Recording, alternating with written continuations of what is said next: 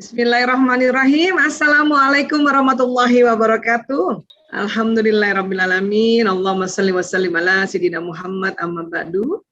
Jadi kita ingin mengenal dan memahami perkembangan otak anak ya. Dengan kita mengenal dan memahami perkembangan otak, jadi kita juga kenal dengan perkembangan otak kita juga ya. Baik. Ya, jadi sebetulnya nih tubuh manusia ini dipengaruhi oleh lingkungan saat dia di dalam rahim, pada saat lahir, masa kanak-kanak, remaja, dan yang nanti sudah dewasa juga pengaruh terhadap ya perkembangan tubuh kita. Ya, kalau bicara otak, kita akan bicara tentang otak yang Allah ciptakan untuk manusia. Ini berkali-kali saya setiap modul pasti basicnya otak agar kita belajar juga tentang otak kita ya. Ini Allah ciptakan ada otak besar, ada otak kecil yang di belakang ini, kemudian terbelah menjadi belahan kanan dan belahan kiri. Ya, Masya Allah, ini luar biasa nih, cerita tentang otak nggak ada habis-habisnya, Masya Allah. Jadi kalau kita lihat dari samping kiri kayak gini ya, ini bagian depan. Ya, ini otak besar, ini otak kecil, kalau dilihat dari atas seperti ini. Ini bagian depan yang ini. Dan rupanya otak ini memang terbelah. Nanti ada belahan kanan, ada belahan kiri, Masya Allah ya. Dan inilah nanti kita akan sama-sama ayah bunda bersama nanti bapak ibu guru untuk ya memberikan atau memasukkan data-data ilmu, data-data pengetahuan, data-data nasihat, data-data sirah, khususnya sirah Rasulullah dan sirah para nabi untuk nanti masuk di otak anak-anak ya. Memangnya di dalamnya ada apa sih Bu Aisyah? Di dalamnya itu ada namanya sel otak, namanya neuron. Secara anatomi kayak gini. Kalau teman-teman pernah belajar biologi barangkali pernah lihat seperti ini, ya. Ini kita ulang lagi ya.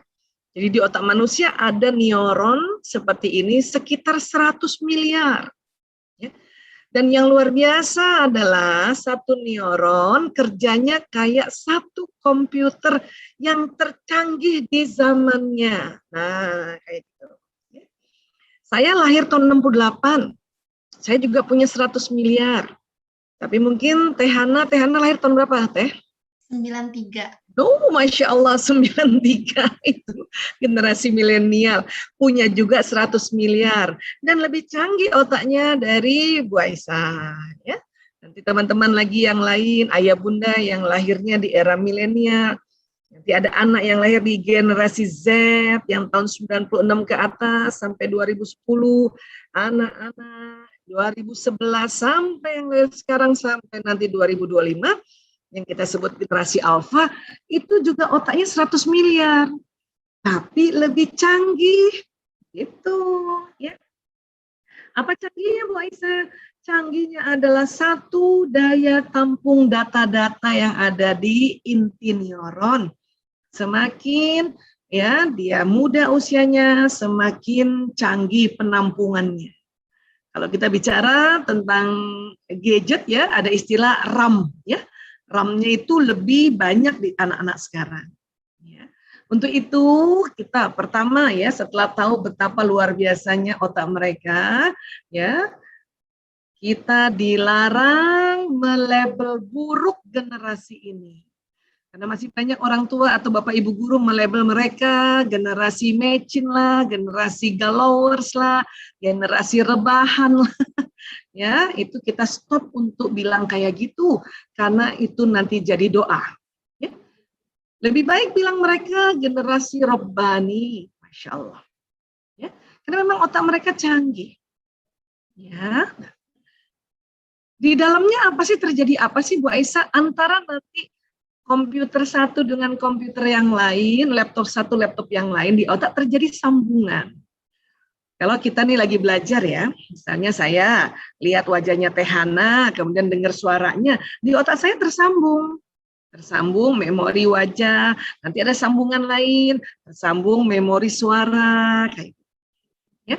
Nah, sambungan inilah yang nanti membuat ingatan atau membuat memori.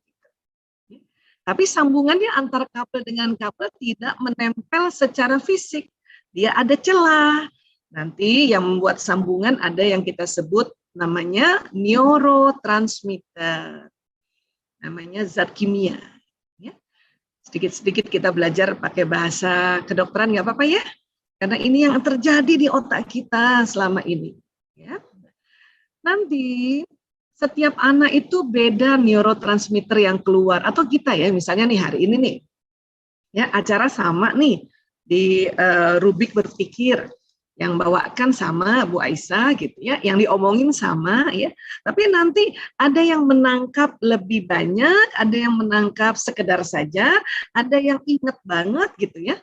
Karena perbedaan neurotransmitter yang keluar di antara sistem kabel saraf ini. Ini dipengaruhi apa sih Bu Aisyah? Ini terutama dipengaruhi oleh emosi atau ya rasa yang kita merasakan ketertarikan, exciting gitu. Kalau kita belajarnya dengan semangat, dengan tertarik, ini neurotransmitternya keluar lebih banyak. Sehingga lemnya, istilahnya ya, lemnya ini jadi lem yang agak kuat. Sekarang lem yang kuat apa sih? Lem Korea ya? Istilahnya gitu ya. Iya. Tapi ada satu ketika anak-anak ya lagi capek atau tidak menarik, lem yang keluar bukan lem Korea, tapi lem kanji gitu ya. Atau lem yang cepat banget lepasnya seperti itu. Ini nanti yang membedakan. Ya. Namun nanti kalau kita ada mengalami peristiwa, ya lem yang keluar juga itu lem Korea, tapi lem yang keluar itu adalah kesedihan atau kekhawatiran, kecemasan yang sangat, maka memori yang tersimpan juga memori kesedihan, kecemasan, dan sabar. Ya. Dan ini jalannya ini nanti terjadi peristiwa fisika. Neurotransmitter itu peristiwa kimia. Ini nanti saking cepatnya, jadi kayak ada loncatan listrik antara sambungan kabel-kabel ini. Ya. Nah, teman-teman, ayah bunda hati-hati pada saat kita melabrak anak, menghardik, membentak, mencubit, memukul, listriknya tidak terkendalikan, maka hati-hati menjadi sambungannya hangus. Ya, kita istilahkan hangus ya supaya ekstrim. Karena otak nih kalau ekstrim dia langsung ingat, oh gitu ya, otak hangus ya, iya. Inilah mengapa kita disuruh belajar banyak untuk menjadi orang tua, agar kita tidak banyak menghanguskan otaknya anak-anak. Ya. Kalau memori sedih, memori ketakutan, khawatir, itu memang tadi lemnya jadi kuat ingatannya. Tapi kalau dicubit, dihardik, waduh, Masya Allah, na'udzubillah min dzalik, itu terjadi loncatan listrik yang terlalu ekstrim, sehingga kabel berikutnya hangus. Ya. Ini baru satu kabel. Ya. Padahal dalam 1 detik itu ada 2 juta koneksi otak yang masuk di dalam otak manusia. Ini dia. Ini ya gerakan yang slow motion, pelan-pelan. Aslinya tuh cepat banget di otak, kayak gitu.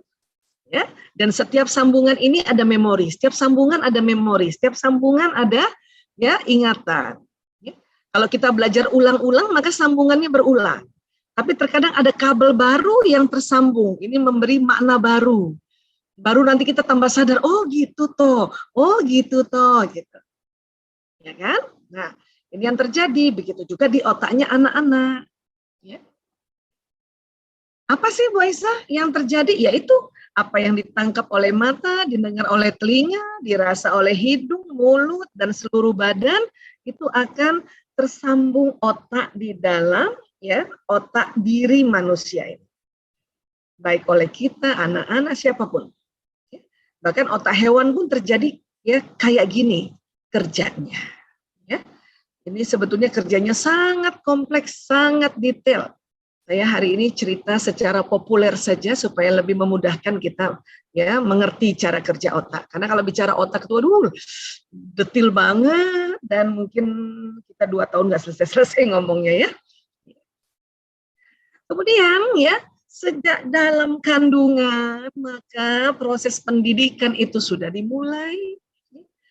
Apa yang dimakan, diminum, diucapkan, dilihat, didengar oleh ibu, pesannya masuk ke dalam janin. Kalau makan minum itu lewat plasenta, tapi apa yang diucapkan, apa yang dilihat, didengar, itu nanti lewat sistem saraf, sehingga otak anak janin ini atau janin dalam rahim tersambung. Itulah kita diminta untuk banyak melakukan hal-hal yang banyak manfaatnya pada saat kita hamil. Walaupun pada saat hamil kita juga harus banyak istirahat. Kenapa? Karena itu makanya hamil dikasih mual oleh Allah, dikasih ngantuk, supaya banyak istirahat dulu agar tidak terlalu banyak goyang, nggak terlalu banyak pecicilan, sehingga anak nanti terbentur-bentur kalau kita terlalu banyak ya loncat sini, loncat sana dan sebagainya. Nah, sekarang era digital ya, atau sekarang teknologi digital ya, ini kan tentu kita harus sadari memang dibutuhkan sebagai ya media informasi, media ya mencari data kan gitu ya. Ya.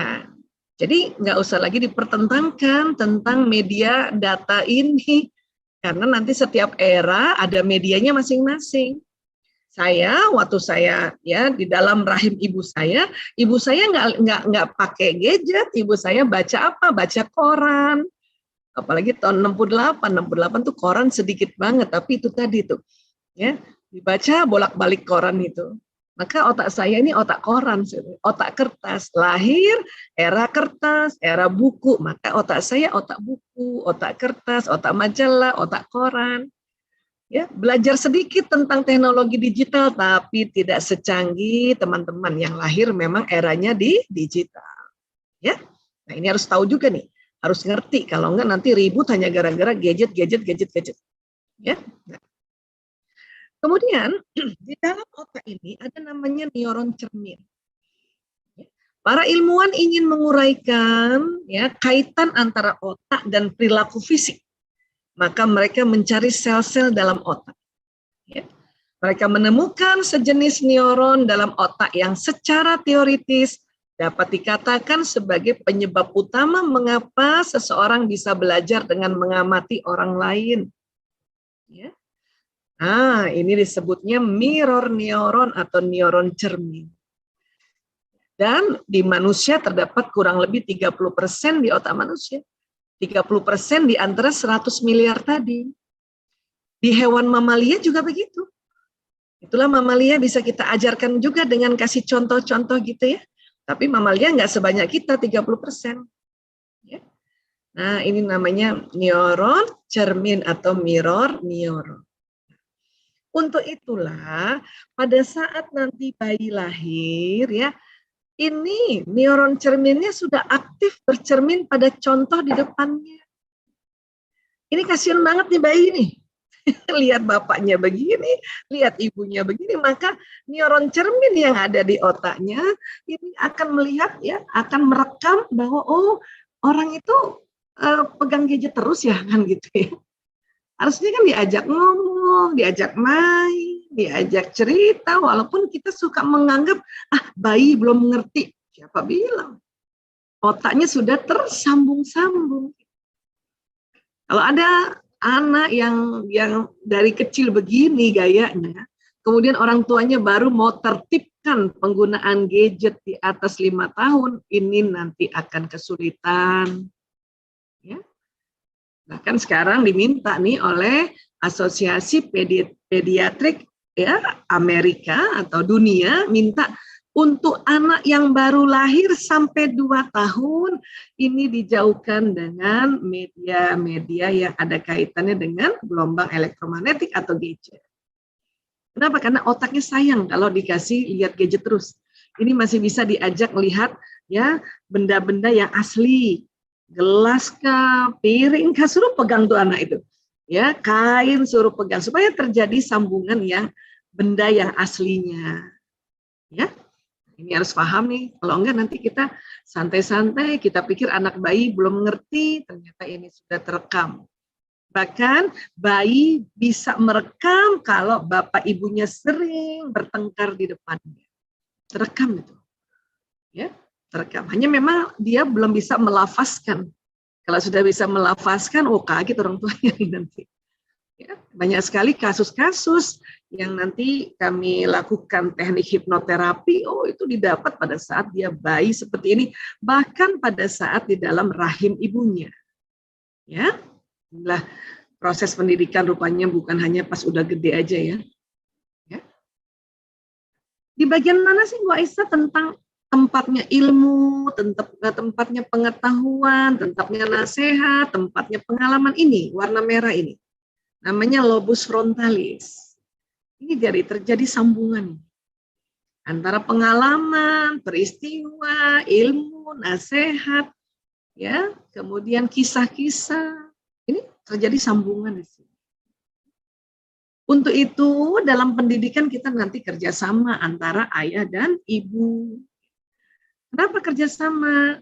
Karena ya dalam surat Ali Imran ayat 36, Bismillahirrahmanirrahim, walaysa zakaru kal untha, dan laki-laki nggak sama dengan perempuan. Jadi nanti peran ayah beda, peran ibu beda. Juga termasuk perkembangan otak laki-laki ada perbedaannya, dan perkembangan otak perempuan, anak perempuan ada bedanya. Ya. Untuk ayah ini tugas utamanya adalah penanggung jawab visi pendidikan. Ayah memang yang harus cari nafkah untuk membiayai pendidikan. Dan ayah juga yang harus menasehati anak sebagaimana Luqman menasehati anaknya. Itu diabadikan oleh Allah di surat Luqman. Ayah yang harus bilang, nak, ya, tidak boleh mempersekutukan Allah Ta'ala.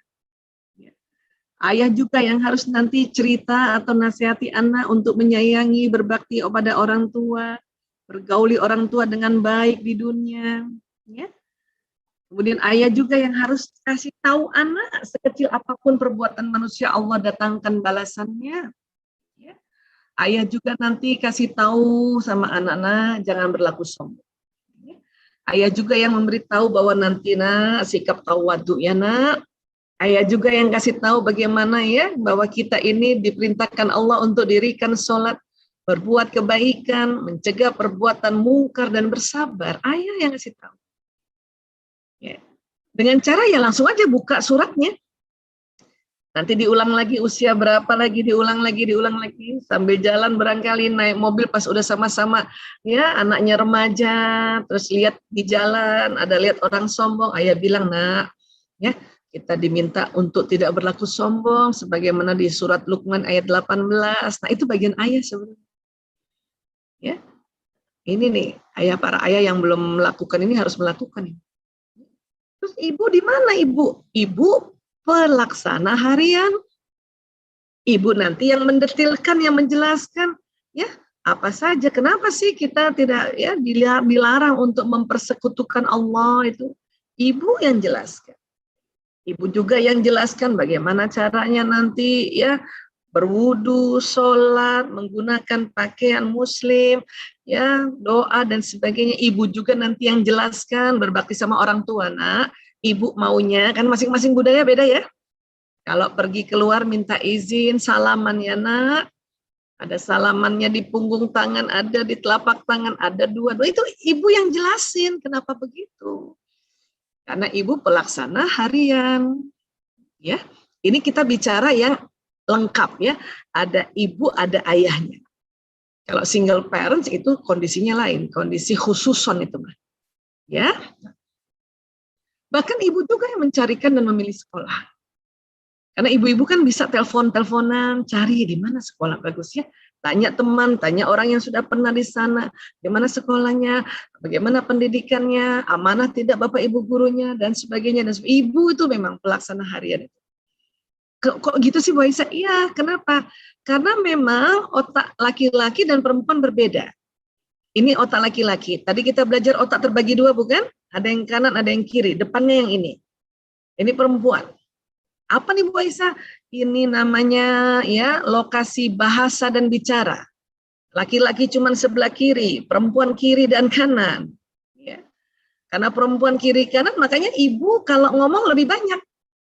Cenderung lebih banyak bicara secara verbal pada anak-anaknya. Setelah dihitung-hitung oleh ilmuwan tuh perempuan kalau ngomong segini nih. Ya, secara verbal 6.000 sampai 8.000 kata. Kemudian bunyi vokalnya 2.000 sampai 3.000. Ya, gerakan tubuhnya bisa 8.000 sampai 10.000. Ini kalau dikumpulkan rata-ratanya 20.000. Ada juga sih yang pendiam 16.000. Ya. Yang banyak bicara kayak Bu Aisyah 24.000 nih.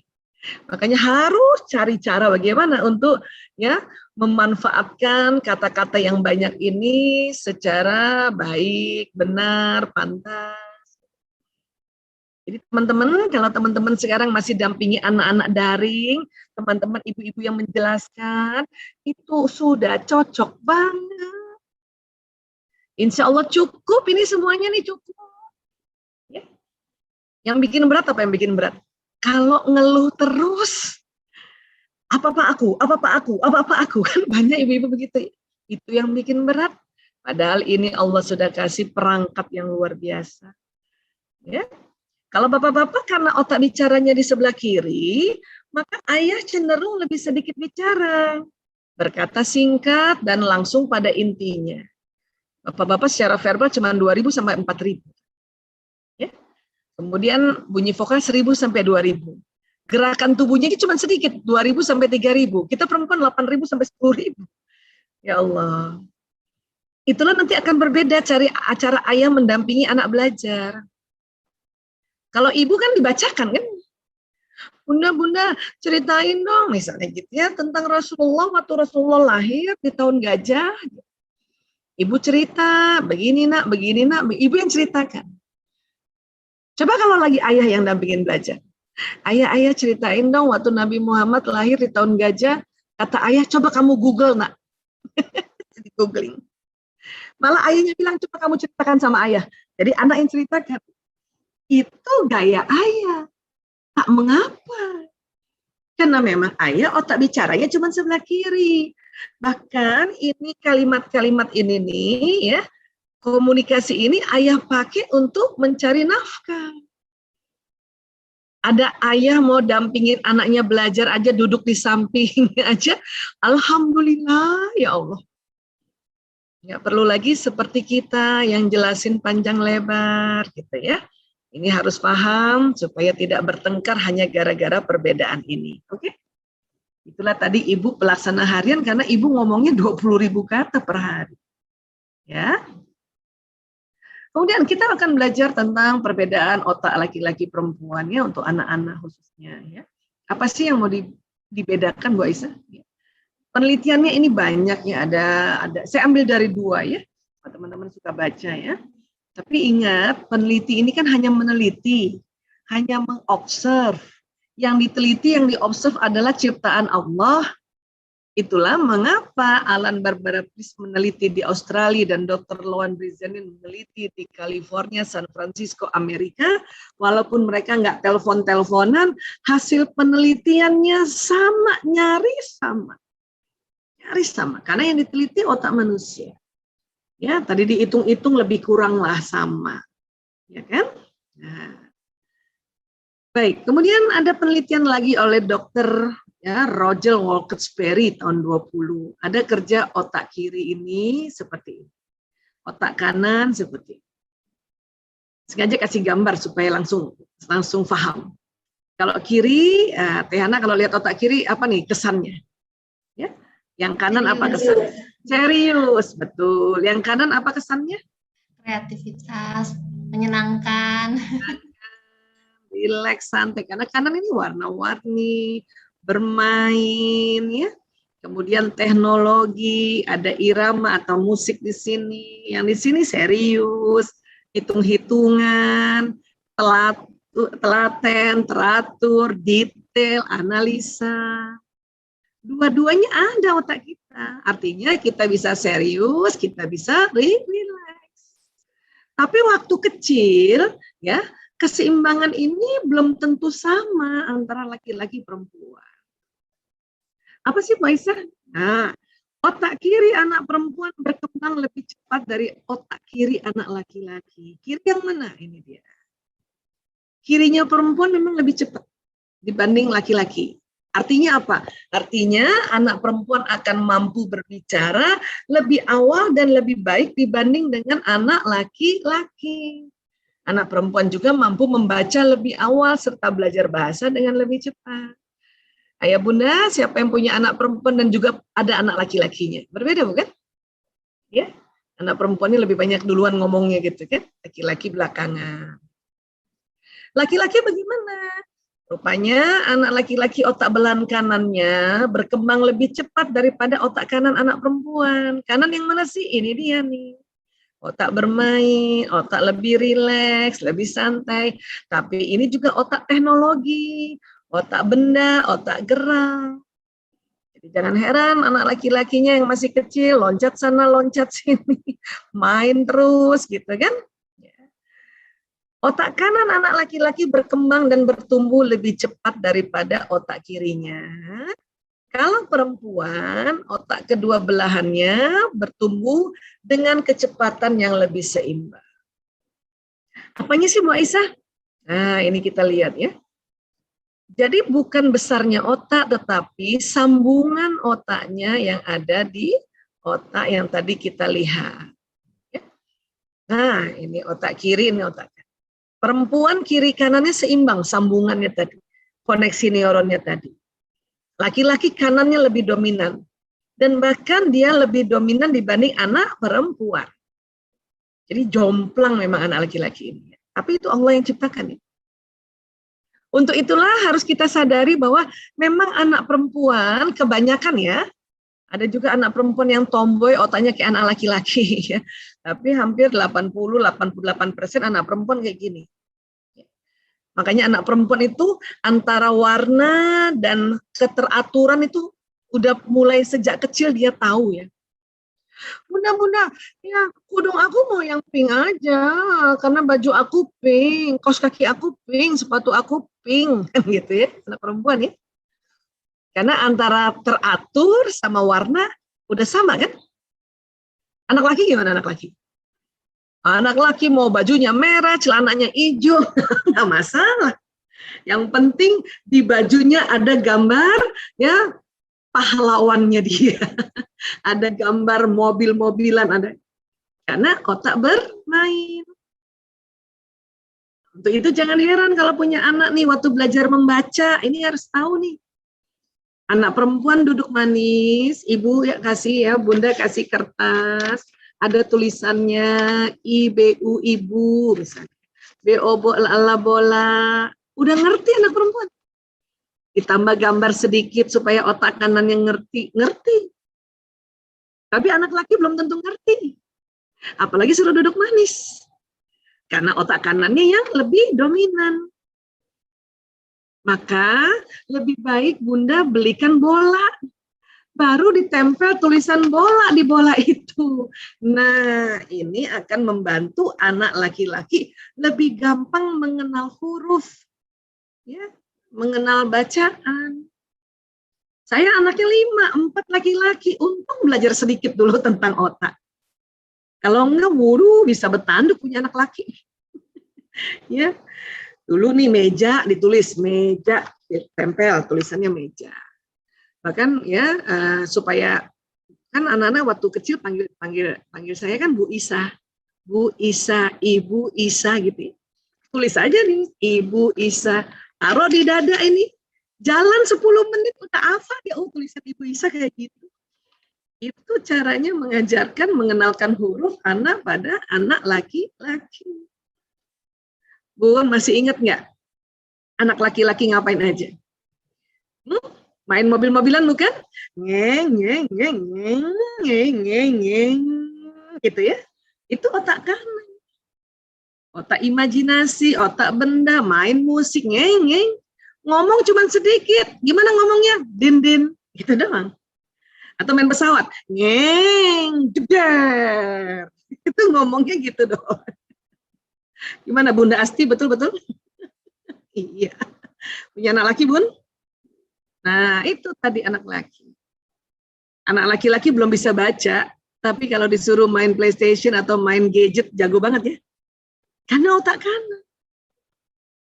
Ya. Nah, sekarang 6 tahun begini, 6-12 bagaimana? Perempuan tetap kiri kanannya seimbang. Laki-laki masih kanannya. kirinya baru mulai. Makanya laki-laki umur 6 tahun baru mulai tertarik belajar membaca, tertarik belajar matematika. Namun kurikulum SD udah sangat berat buat anak laki-laki.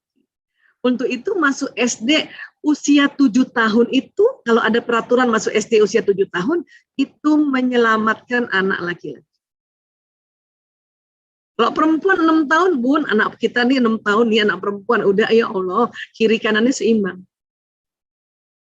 Anak laki-laki kesulitan kalau Bunda paksa untuk 5 tahun setengah, 6 tahun. Dengan kurikulum kayak sekarang ya Bun. Karena kurikulum sekarang lebih banyak otak analisa. Diketahui, misalnya diketahui, Wati mempunyai uang 500 rupiah. Pergi ke warung membeli telur seharga 150 rupiah. Ditambah lagi membeli kapur 75 rupiah. Berapa kembalinya? Ya kan? Perempuan senang karena dia analisanya udah. Kata anak laki, tanya Wati aja langsung.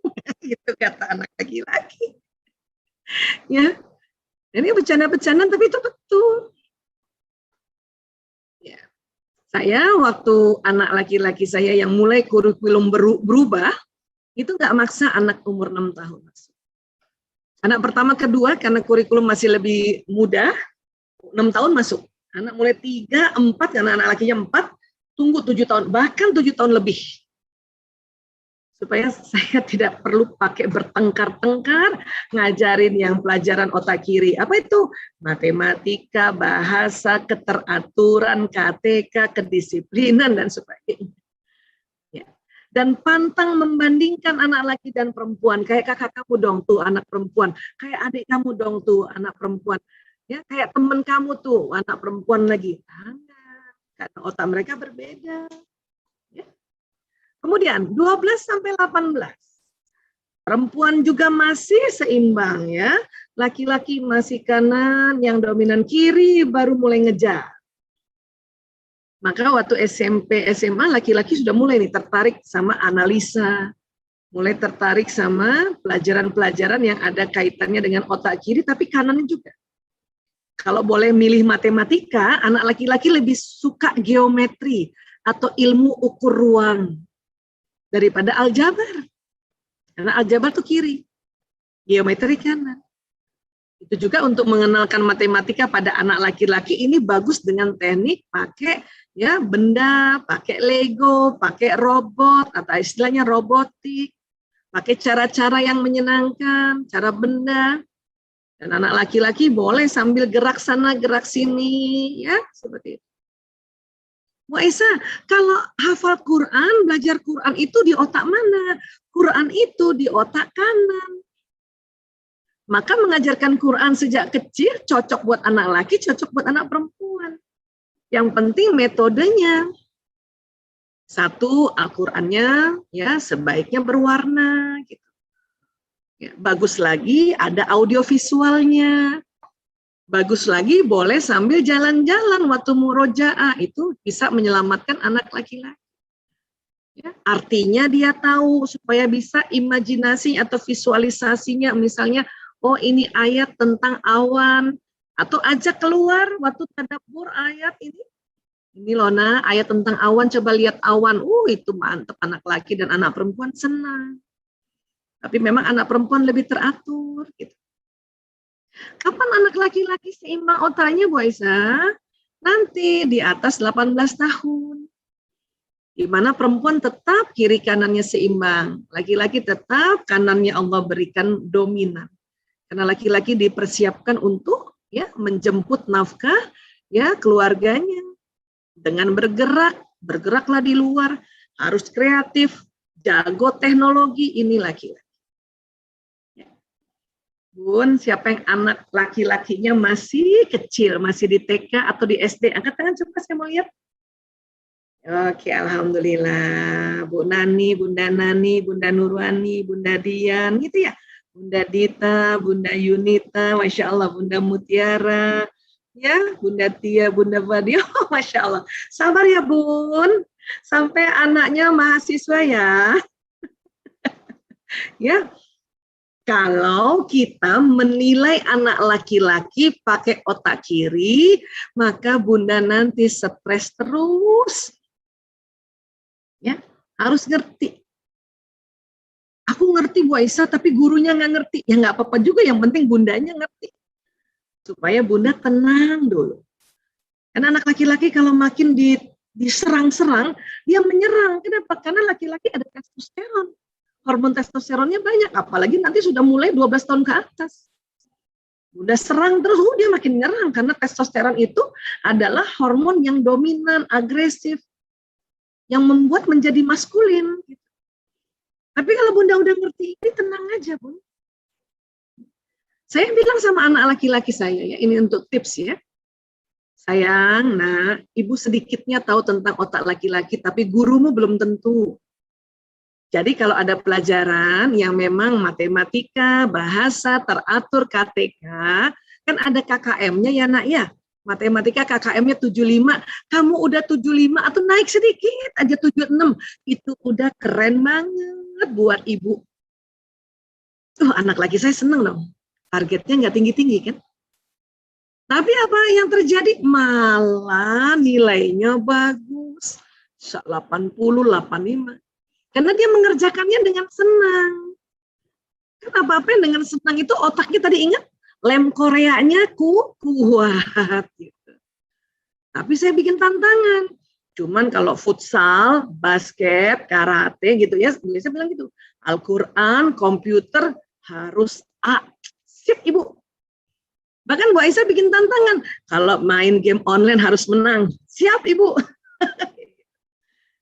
Gitu caranya.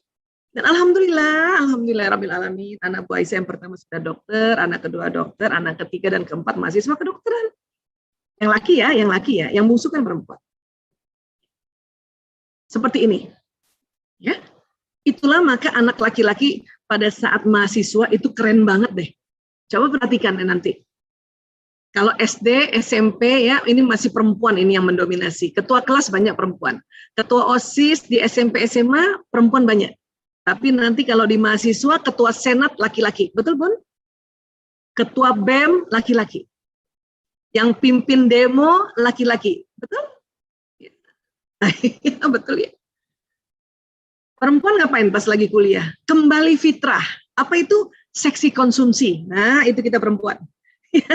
Bendahara. Ya enggak? Sekretariatan. Kalau ketua pun wakil. Kalau itu pun karena tomboy itu perempuan dipilih jadi wakil ketua. Allah mempersiapkan perempuan itu untuk menjadi seorang ibu dan istri, maka otaknya dari awal tuh seimbang. Laki-laki kanan, teknologi. Ini yang harus kita tahu, yang sudah tahu diingatkan berulang-ulang jadi faham, yang sudah faham jadinya sadar. Supaya tidak terlalu ya kita menzolimi anak laki-laki. Maaf ya bunda ya, anak laki-laki sering terzolimi oleh orang tuanya sendiri, khususnya kita bun, karena kita nggak tahu otak laki-laki. Ya. Bunda kayak kadang-kadang, ayo gini, kata ayahnya udahlah bun, biarlah anak laki-laki ya woles, ya karena bapak-bapak ngerti waktu kecilnya begitu, cuman bapak-bapak nggak bisa ngejelasin. Makanya Ibu Isa jelasin, ya, oke. Kemudian apa lagi? Otak perempuan tersusun untuk bereaksi pada orang dan wajah. Bun, yang punya anak perempuan sekarang siapa? Ayo, pengen lihat Bu Aisyah nih. Yang punya anak perempuan, alhamdulillah gampang Bun. Siapa nih? Oh yang resen ini semua anak perempuan ya? Ya, Bunda Indah, Bunda Nur Aini di Cilacap, Bunda Putih. Ini anaknya perempuan ya Bun? Bunda Yulia, Bunda Mas Luka, ini Bu Aisyah sambil lihat wajahnya masing-masing ya. Bunda Fatima, Siti Fatima, Bunda R.A. Subulus Salam, Masya Allah. Ya, Bunda Tia, perempuan, Bunda Nurlita, Bunda Lendri, Bunda Dita, oh Masya Allah. Ya, dan semuanya nih yang raise hand ini, punten ini yang off cam nggak kelihatan wajahnya ya. Maaf, jadi yang dibaca yang off cam, yang on cam aja nih. Ya, pokoknya yang punya anak perempuan, mau umur berapapun, kalau anak perempuannya lagi ngomong, lihat wajahnya ya Bun. Supaya anak perempuan merasa betul-betul Bunda memperhatikannya. Itu kuncinya. Gampang bukan? Nah, Kita belajar kunci-kunci aja, Bun. Karena parenting tuh banyak banget kuncinya. Ya. Dan apa juga? Kalau laki-laki, dia senang lihat benda dan bentuk. Maka jangan heran anak laki-laki dikit-dikit lihat mainannya. Bunda masih ingat nggak waktu masih kecil anak laki-laki? Ya, kita tintung, tintan, tintung. Kalau anak perempuan senang lihat wajah. Bundanya ciluk, Mbak, gitu. Coba anak laki-laki, ciluk, Mbak, dia lihat sebentar muka ibunya terus lihat mainannya di atas, ya tempat tidurnya, kan gitu. Itu anak laki-laki karena lebih senang lihat benda. Jangankan anak laki-laki, bapaknya juga begitu. Ya. Bunda jangan marah lagi ya kalau misalnya kita lagi ngomong sama suami, setelah 5 detik kita lihat wajahnya, suami akan lihat ke televisi, atau lihat ke motor, atau lihat ke gadgetnya. Karena laki-laki memang otaknya desain untuk senang lihat benda dan bentuknya. Oke? Kemudian, perempuan bicara senang dengan kontak mata. Ya. Jadi senang lihat wajah dan kontak mata. Laki-laki kurang suka kontak mata. Bun, yang punya anak laki-laki nggak usah maksa. Lihat bunda, lihat bunda, lihat bunda. Bunda mau ngomong sama kamu, lihat bunda. Itu kesiksa anak laki. Kita ngomong aja, anak laki biar nggak lihat tuh denger kok. Kenapa begitu sih Bu Aisyah?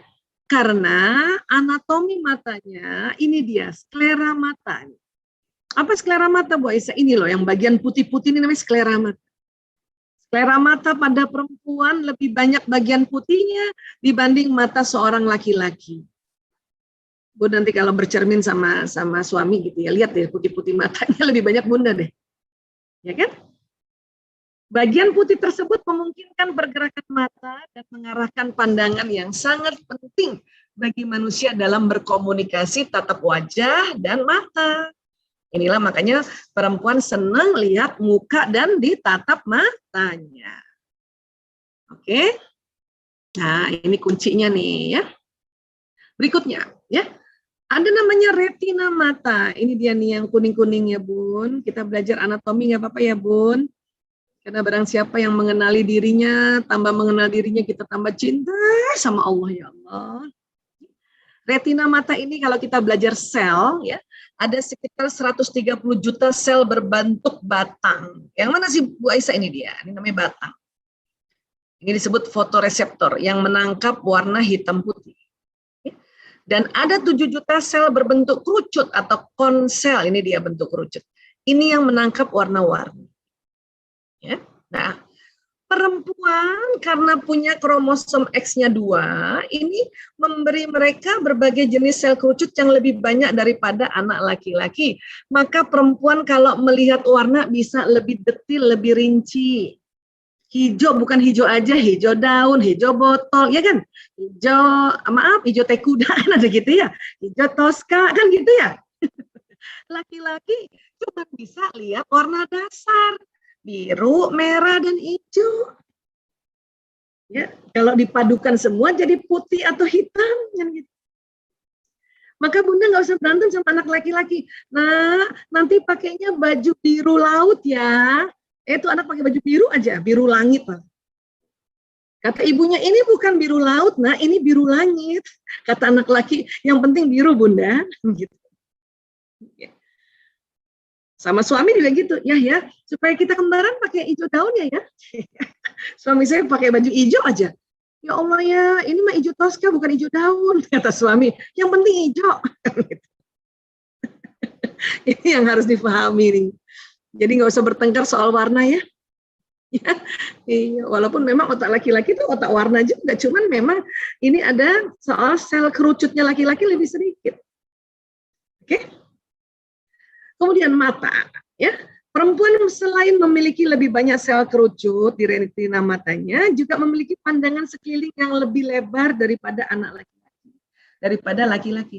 Jadi Bun, kalau kita lihat ke depan, coba para bunda lihat ke depan deh, lihat apa aja lah, lihat ke depan, bisa Bun? Nah sekarang saya tanya, apakah masih bisa melihat barang-barang yang ada di kanan dan di kiri? Masih lihat Bun? Bisa ya? Nah laki-laki nggak bisa kayak gitu. Kita nih lihat ke depan masih bisa ngelihat kanan kiri 180 derajat. Cuman memang lihat ke depan kita nggak panjang, pendek. Ya. Laki-laki bagaimana? Laki-laki kayak gini lihat. Mata seorang laki-laki lebih besar dari mata seorang perempuan. Dan otak laki-laki menyusunnya seperti bentuk terowongan penglihatan.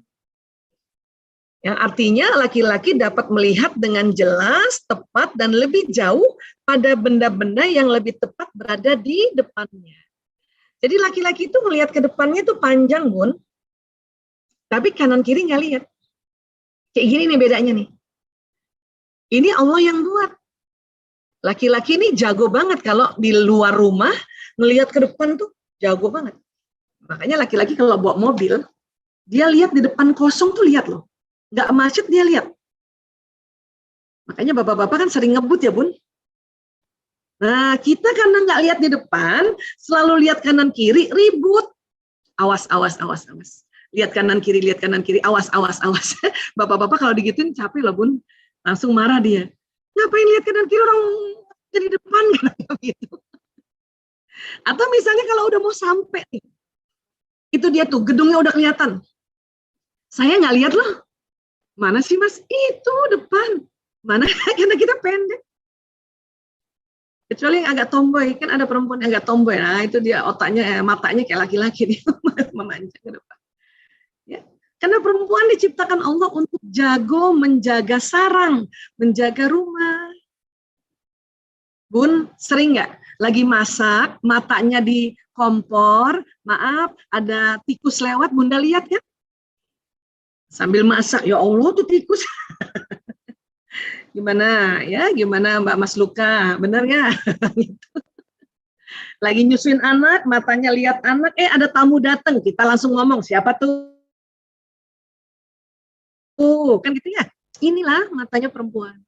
Oke. Nah, kalau kita udah ngerti, insya Allah jadi lebih tenang. Kenapa? Anak laki-laki, kalau dia sudah ngelihat kayak gini, itu nggak bisa lihat kanan kiri, Bun. Bunda berdiri di samping anak laki, dia nggak lihat, matanya lurus. Ya, karena banyak bunda-bunda tersinggung sama anak laki, karena dia udah di sampingnya nggak dilihat. Ya, adek gimana sih? Bunda ada di samping, adek nggak lihat? Kata anak laki-laki, emang nggak lihat, karena dia juga nggak tahu kalau matanya kayak gini. Ya, ini juga yang nanti kalau anak laki-laki cari barang, dan barang ada di sampingnya nggak lihat, emang begitu, Bun. Bun, gunting Bun, itu ada di sampingmu, nak. Mana, dia nggak lihat, karena dia lihat ke depan. Bapaknya juga gitu kan? Buka kulkas, Bun, telur mana Bun? Ada telur kan kita taruh di pinggir kan? Taruh di pintu kulkas kan? Itu laki-laki nggak lihat, karena laki-laki matanya lurus. Nanti tergopo-gopo nanti ibunya, nih istrinya datang. Ini loh ayah. Kata suami, loh kok ada? Loh iya memang di sini ada. Atau ibu-ibu suka kesel ya.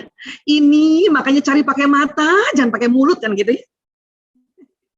Bun, ya, bapak-bapak kalau dibilangin kayak gitu tersinggung loh.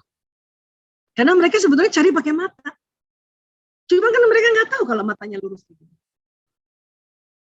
Apalagi kalau bunda nih, ya, sama suami misalnya janjian misalnya nih ya, lagi di mall, terus janjian kita telepon ya, ayah, aku depan toko ini misalnya ya, KFC misalnya. Datanglah suami nyari kita, itu di samping sini dia nggak lihat loh.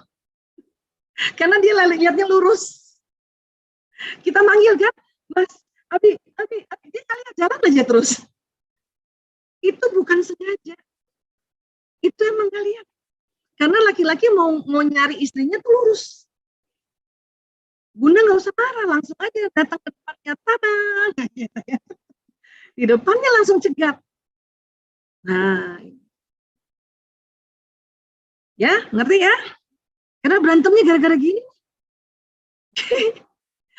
Bun, kalau bunda lagi diajak makan sama suami, duduklah di depan, jangan di samping. Percuma bunda cantik nggak dilihat. Malah lihat ibu-ibu yang di meja depan. Karena nggak sengaja, karena lurus. Gitu. Oke? Nah, mudah-mudahan jadi anak laki jadi nggak tersiksa ya. Nah, ini terakhir sebelum kita diskusi ya. Ada lagi namanya hipotalamus yang nanti di tengah otak, bentuknya segitiga. Laki-laki ada hipotalamusnya, perempuan ada hipotalamusnya. Ya? Nah ini persis deh, segitiga gini ya.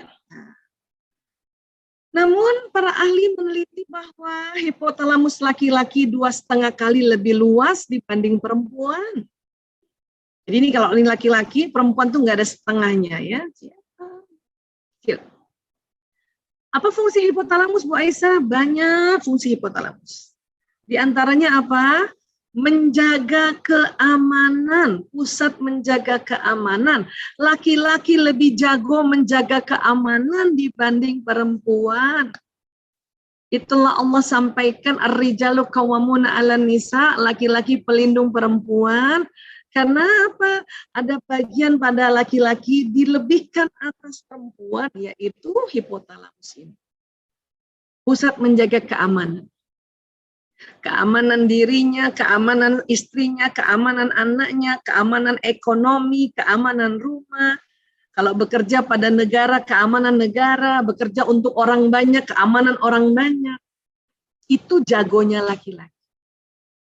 Bahkan anak laki-laki kita, Bun, kalau kita lagi sakit, dia yang jagain ibunya. Betul? Anak laki-laki dia nggak jagain bapaknya. Ya, kenapa? Bawah sadar mereka tahu juga bapaknya punya hipotalamus yang besar. Maka anak laki menjaga ibu atau menjaga saudara perempuan biasanya. Ini walaupun dia belum belajar ini loh. Ini kan fitrah ada di otak. Ya, dia menangkap gejala-gejala ini, maka kita langsung tahu, oh begitu. Walaupun anak laki senang bermain, senang lihat benda, tapi kalau bundanya sakit, Allahu Akbar, dia yang jagain. Kalau ada tamu datang, dia yang screening. Saya ingat tuh waktu saya pernah sakit di rumah sakit, pintu kamar di rumah sakit saya dirawat inap itu anak laki-laki saya jagain. Setiap ada tamu yang berkunjung di screening sama dia. Tante siapa? Om siapa? Untuk apa? Mau ngapain? Ya udah jelas mau besok ibu. Dijagain. Walaupun tuh anak main sambil pegang mainan. Entahlah robot-robotan lah, entah ada mainan, apapun mainan itu. Tapi saya senang banget, ya Allah, terima kasih anaknya jagain ibu. Sampai sekarang anak laki-laki, makanya Bu Aisyah ini masih semuanya dilakukan online karena anak laki-lakinya yang jaga. Ibu nggak usah lah, ibu di online aja di rumah, Bu. Iya nak, terima kasih ya nak yang jagain ibu. Bilang terima kasih. Ya, oke. Kemudian apa lagi? Pusat lapar dan haus, Bun. Anak laki-laki kalau lagi lapar dan haus nggak bisa dengar nasihat, nggak bisa dengar teguran, Bun. Maka laki-laki senang diajak dialog pada saat makan. Ya, pantang nasihati dalam keadaan lapar. Kadang anak laki-laki lagi ngerjain PR. Ada 10 nomor, sudah 8 nomor, tinggal 2 lagi. Kata anak laki-laki, Bun, aku lapar. Please, tolong kasih makan aja, Bun, kalau kayak gitu. Tanggung Bu Aisyah, 2 nomor lagi. Ya itu buat kita, karena kita otak laparnya kecil. Ya, anak laki kalau sudah bilang aku lapar, itu sudah setengah jam menunggu, sudah setengah jam tahan lapar. Maka, oh ya nak, atau makan biskuit dulu boleh nggak? Gitu. Kita bujuk lah. Kalau enggak ini yang bikin dia ngamuk. Ya. Dan juga ayahnya kalau dia datang, laki-laki ini otak suami seneng banget kalau istrinya sudah siapkan makanan, minuman, atau tanya tentang makan. Abi mau makan, ayah mau makan, gitu. Karena 2,5 kali loh lebih lebar dari kita. Kalau kita tahan lapar, Bun. Oke? Kemudian ini juga pusat tidur. Pusat tidur. Bahkan laki-laki tuh ya lebih cepat ngantuknya itu. Kita lagi ngobrol sama suami, ya lagi pillow talk istilahnya ya, lagi mau tidur, ngobrol-ngobrol panjang lebar, suami tertidur. Itu bukan berarti dia mengacuhkan kita atau tidak suka sama kita. Memang pusat tidurnya lebih besar. Dan dia udah kerja, capek kan, makanya harus rileks, maka tidur duluan. Bunda nggak usah marah, langsung aja. Ya Allah, ya suamiku kesian, laki-laki banget. Jadi biarkan dia tidur. Atau bunda misalnya ya tengah malam terbangun karena anak nangis. Bunda bangun, ayah nggak bangun, walaupun dia dengar anak nangis. Itu bukan berarti sengaja nggak mau bangun, memang pusat tidurnya lebih besar. Kita memang sebagai perempuan Allah takdirkan seperti itu supaya apa? Anak bangun kita langsung loncat, ya. Anak sakit kita yang langsung bangun. Memang begitulah kita punya tugas dari Allah. Dan akan ringan kalau kita tidak ngeluh, tidak banding-bandingkan. Bapaknya tidur aja, aku lagi. Itu yang bikin berat. Ya kan? Memang kalau kita capek banget, sekali-sekali tertidur suami yang terbangun. Tapi itu paling 2 bulan sekali pun 3 bulan sekali. Ya. Tapi Bu Aisyah, kalau suami saya dia yang langsung bangun loh. Kalau ada yang suami kayak gitu bersyukur banget Bun. Jangan disia-siakan suami kayak gitu Bun. Saya aja nyari suami yang kayak gitu ya nggak dapet itu. Tapi untung belajar, oh iya ya laki-laki banget suami aku kan gitu. Ya. Dan pada saat anak-anak belajar apalagi daring dia tertidur atau apalagi pagi-pagi dia ngantuk, ini harap maklum. Tadi pagi ada yang sharing ibu guru ya, pantesan Bu Aisyah kalau sekolah pagi-pagi ya murid-murid yang laki-laki kok kayaknya lemes banget kayaknya ngantukan ya. Yang perempuan udah ngomong sana ngomong sini, ini sebelum pandemi ya. Kita pikir guru-guru pikir wah nih pasti nih kebanyakan main game nih tidurnya terlalu larut nih makanya ngantuk. Memang dia ngantuk, Bun. Itu makanya di luar negeri sekolah itu mulainya jam 10. Supaya anak laki dan anak perempuan fresh. Ya. Kita ya nggak bisa maksa kayak gitu. Kita bisa mau supaya anak-anak juga terbiasa, bukan? Cuman yang penting ngerti kita sebagai ibu supaya kita tetap tenang. Karena nanti pun terbiasa anak laki. Pada saat remaja, ingat remaja ini karena testosteronnya lagi meningkat lagi, maka remaja ini membutuhkan waktu tidur sekitar 10-12 jam.